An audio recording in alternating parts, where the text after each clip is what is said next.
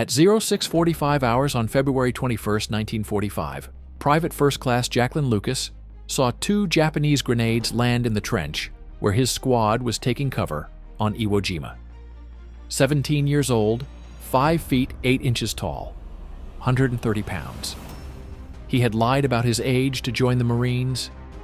He had gone AWOL from his training unit to get on the invasion ships. He had been in combat for exactly 90 minutes, 2 grenades, 4-second fuses, 11 Marines in the trench. Lucas did not think. He did not hesitate. He threw himself on both grenades, tucked them under his body, pressed his chest and stomach against the explosives. The grenades detonated. The blast should have killed him instantly. Combined explosive force equivalent to a quarter-pound of dynamite detonating against his torso. Over 200 pieces of shrapnel embedded in his body. Shattered ribs, punctured lung, massive internal bleeding, face burned, left arm nearly severed. But he did not die. And because he did not die, 11 Marines lived.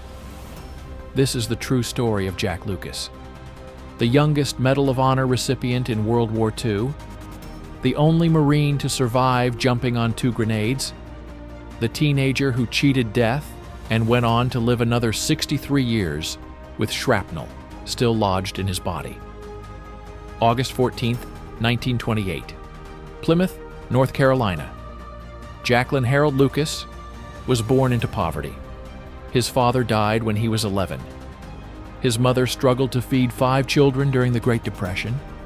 Jack was small for his age, 5'4" at age 12, skinny, maybe 90 pounds. The other boys in school picked on him constantly, called him weak, called him little, pushed him around. He spent his childhood proving them wrong. There was an older boy named Tommy who lived 2 streets over. Tommy was 15, weighed 160 pounds, and enjoyed beating up smaller kids. One day after school, Tommy cornered Jack behind the general store. "What you gonna do, little Jackie? Gonna cry?" Jack did not cry. He swung. His fist connected with Tommy's jaw. Tommy hit back. Hard. Jack went down, got back up, swung again. The fight lasted 5 minutes. Jack lost. Black eye, bloody nose, split lip. But he never backed down. Never showed fear. Tommy never bothered him again. That was Jack Lucas. Small body. Unbreakable will. He got into fights constantly. Won some, lost some. The ones he lost, he came back for more. His mother worried constantly. "Jack, you're going to get yourself killed picking fights with boys twice your size." They started it. I'm finishing it. His mother tried to explain that fighting was not the answer. But Jack had learned something important. Size did not matter. Heart mattered. And he had more heart than anyone. December 7th, 1941. Pearl Harbor. Jack Lucas was 13 years old when the Japanese attacked. He sat by the radio with his mother and siblings, listened to the broadcast, heard about the Arizona sinking, the Oklahoma capsizing, 2,400 Americans dead. He made a decision that day. He was going to join the Marines and kill Japanese soldiers. His mother said no. "You're 13 years old. They won't take you." "Then I'll wait." He did not wait long. August 1942. Jack turned 14. He walked into the Marine Corps recruiting station in Norfolk, Virginia. Told the recruiter he was 17. Showed forged documents. The recruiter looked at him. Small kid, baby face, barely 120 pounds. "You're not 17. "Yes, sir, I am." The recruiter knew it was fake. But it was 1942. The Marines needed men. The Pacific was burning. He stamped the papers. "Welcome to the Marine Corps, Private Lucas." Jack Lucas reported to Paris Island for boot camp on August 6, 1942. He was 14 years old, the youngest Marine in training. Boot camp nearly broke him. The drill instructors were brutal. They made recruits run until they vomited, push-ups in the sand until their arms gave out, screamed in their faces for 16 hours a day. Lucas was the smallest recruit. The DIs targeted him immediately. "Lucas, you think you can fight Japanese soldiers when you can barely carry your rifle?" "Yes, sir. Drop and give me 50. He did 50, then 50 more, then 50 more after that. Never complained, never asked for mercy, never showed weakness. By the end of boot camp, the DIs respected him. Small body, giant heart. But for the next 2 years, Lucas remained stateside, training, waiting for combat orders. By early 1945, he was 16 years old and tired of waiting. January 1945. The 5th Marine Division received orders to ship out to the Pacific. Destination classified. Lucas was not assigned to the 5th Division. He was at Camp Lejeune, training recruits, safe stateside posting. He made a decision. He was going to get on those ships, whether the Marine Corps wanted him there or not. On January 10, 1945, Private First Class Jack Lucas went AWOL. He stole travel orders, changed the name to his own, hitchhiked across the country to San Diego. He showed the forged orders to the MP at the gangway. The MP checked the roster, did not see Lucas's name. "You're not on the manifest." "There must be a mistake, Corporal." The MP looked at the orders again. They looked legitimate. "Get on board." Lucas boarded the USS Duel. The ship sailed for Hawaii, then Saipan, then toward a volcanic island none of the Marines had heard of, Iwo Jima, February 10, 1945, mid-Pacific. The officers discovered Lucas was AWOL. They hauled him in front of the company commander. Captain Robert Dunlap looked at Lucas's service record. Age 17, according to forged documents. Actually 16. AWOL. No combat experience. "Private Lucas, you are facing court-martial. Why did you do this?" "I joined the Marines to fight, sir, not to train recruits." The captain made a decision. They were 9 days from invading Iwo Jima. They needed every rifle. Court-martial could wait. "You're assigned to C Company, 1st Battalion, 26th Marines. You go ashore with the 5th Wave. If you survive, we'll discuss your court-martial." February 19, 1945, D-Day, Iwo Jima. The naval bombardment started at 0640 hours. Battleships and destroyers pounded the island for 45 minutes. Marines watched from transport ships. The island disappeared in smoke and explosions. They expected the Japanese defenses to be destroyed. They expected light resistance. They were catastrophically wrong. The Japanese had built 11 miles of underground tunnels, concrete bunkers reinforced with steel, artillery positions hidden in caves. General Tadamichi Kuribayashi commanded 21,000 Japanese troops. He had orders to defend Iwo Jima to the last man. At 0900 hours, the first wave of Marines hit the beaches. Japanese artillery opened fire immediately. The black volcanic sand made movement nearly impossible. Marines fell everywhere. Jack Lucas went ashore with the 5th Wave at 0930 hours. He was 16 years old. He had never fired a shot in combat. The ramp dropped. "Move! Move! Move!" Lucas ran into hell. Artillery shells exploded in the surf. Marines went down left and right. He kept running. He reached the beach, dove into a shell crater. Bullets snapped overhead. Shrapnel buzzed like angry hornets. They advanced 200 yards from the beach, found trenches dug by the Japanese. C Company took cover. Japanese machine guns and mortars hammered their position. Lucas crouched in a trench with 10 other Marines. They had been on Iwo Jima for 90 minutes, 0645 hours, February 21st, 1945. C Company was still pinned down. They had spent 2 nights under constant fire. Sleep was impossible. The Marines planned to advance at 0700 hours. They were waiting for tank support. Then 2 grenades landed in the trench. They hit the dirt 5 feet from where Lucas was sitting. Type 97 hand grenades, 4-second fuses. Time slowed down. Lucas saw the grenades, saw the other Marines freeze. 11 Marines in that trench. The grenades would kill or wound all of them. Lucas did not think about survival, did not think about dying at age 16. He just moved. He dove on both grenades, pulled them under his body. One grenade under his chest, one under his stomach. He pressed down, made his body a shield. The grenades detonated. The blast was devastating. Over 200 pieces of shrapnel shredded through his body. The grenades were designed to fragment into dozens of razor-sharp metal pieces. Physics said the shrapnel should have passed through his body and killed the Marines behind him. But something impossible happened. Lucas's body absorbed almost every piece of shrapnel. His chest, his abdomen, his face, his arms, his legs. The blast shattered his ribs, punctured his left lung, severed muscles and tendons, burned his face, nearly tore his left arm off at the shoulder. But the shrapnel did not pass through. His body stopped it.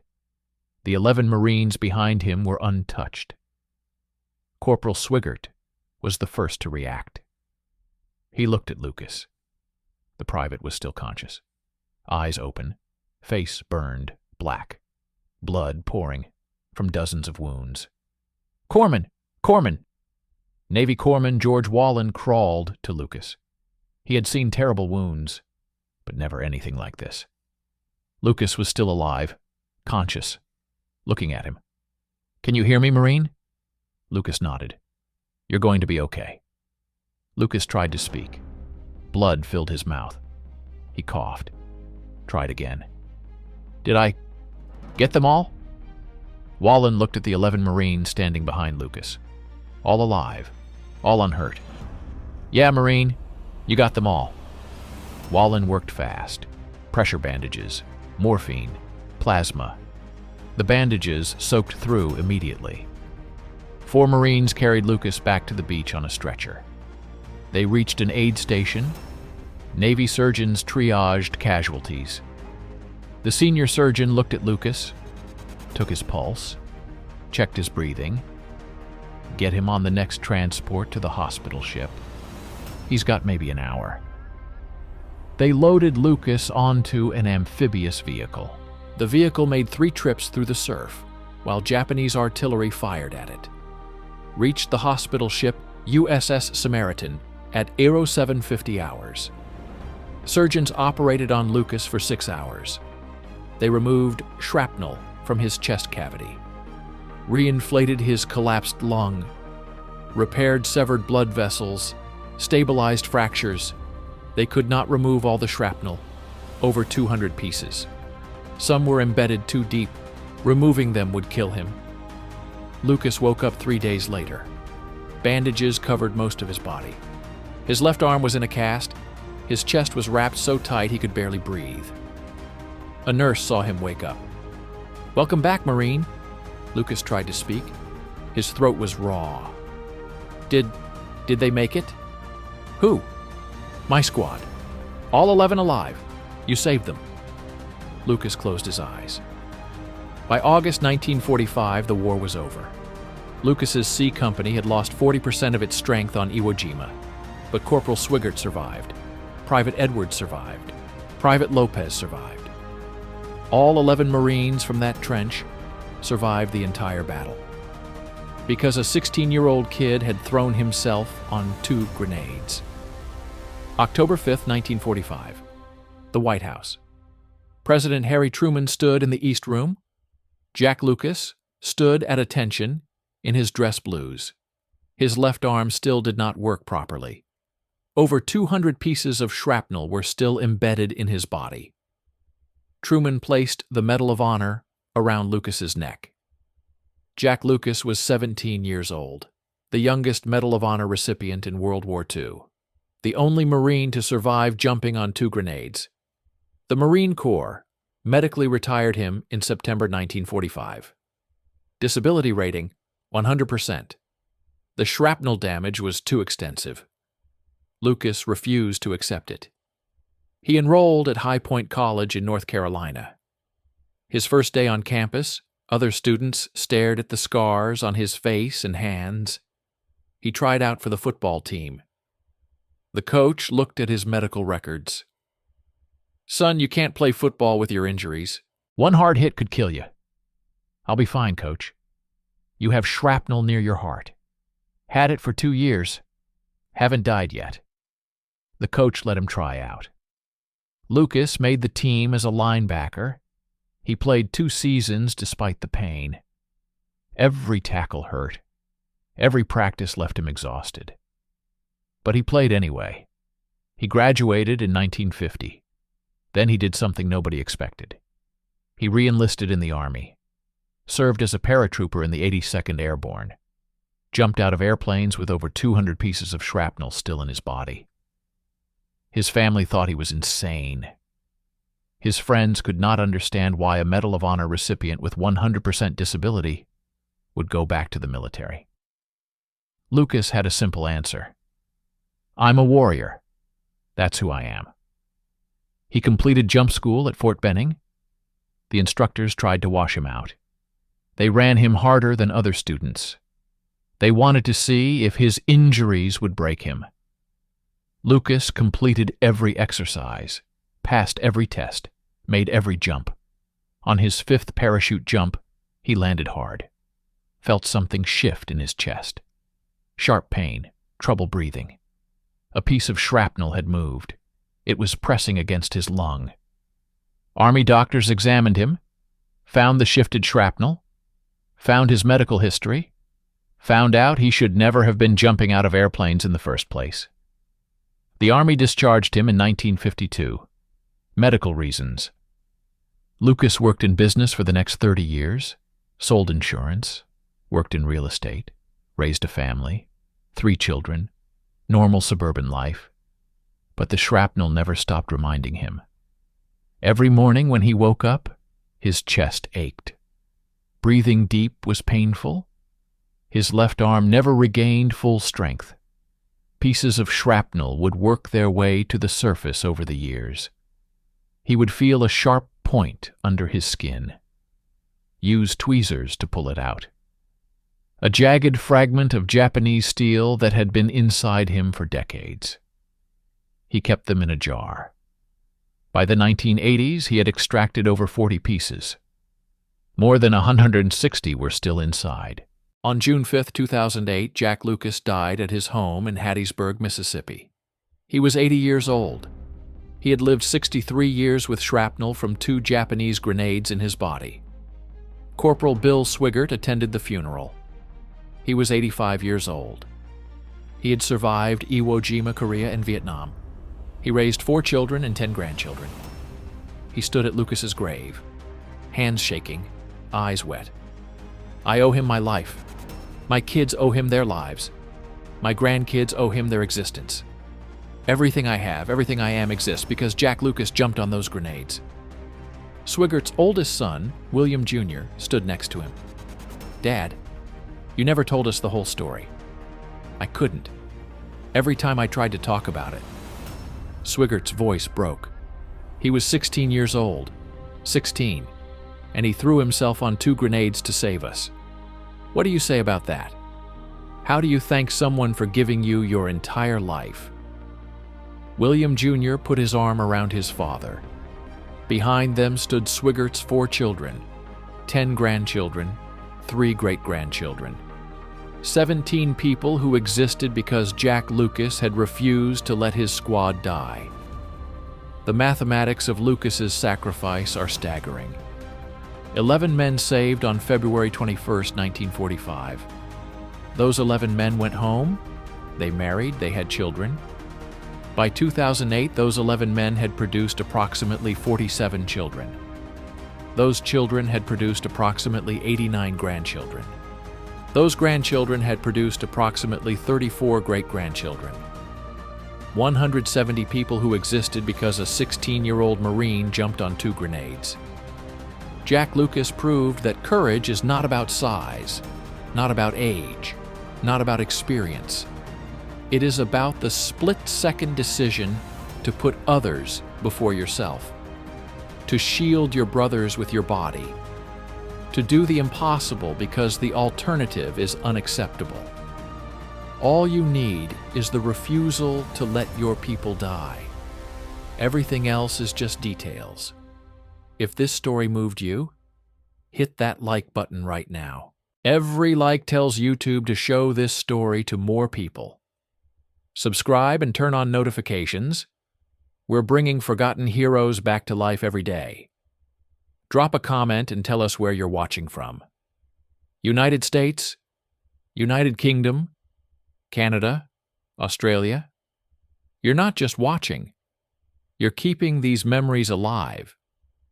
Thank you for watching, and thank you for making sure Jack Lucas is never forgotten.